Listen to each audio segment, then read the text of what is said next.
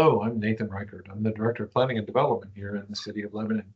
And we're talking about today the proposed zoning amendment for MC2, which is creating an area around Alice Peck Day Medical Campus that is currently zoned R3, and we are proposing to zone it to MC2 so that it can be sectioned off and become a hospital, which it has been for more than a century.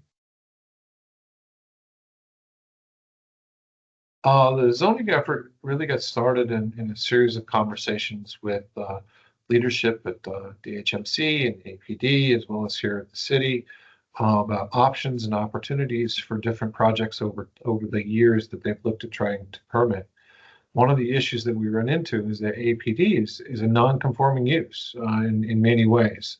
We do have a use code for R3 that includes the use as a hospital, but it also is limited in its scope for what the services that APD needs to add to its campus and what it would like to do to continue to expand its services.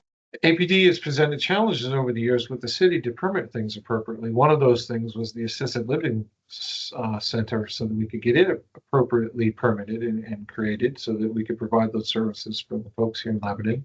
But also we have issues sometimes from a permitting perspective of repurposing other parts of the hospital or other sections to be able to reuse those areas in a way that's going to be, one, permissible in the zoning district, but number two, meaningful to our community as far as providing the services that we need for the medical services that the folks in town need.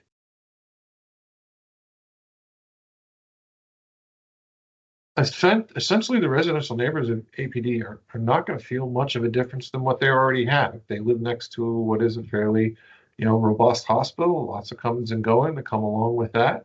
But at the end of the day, I think ultimately you're going to have more availability of services to the people in the city of Lebanon at this campus that are going to allow for more services to develop.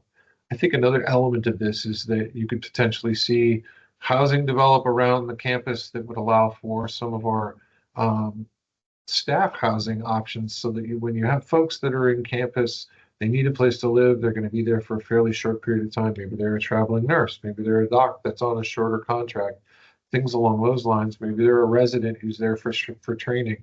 Any of those folks could then find the ability to live on campus and be able to commute to work in a way that makes it a little more livable for them.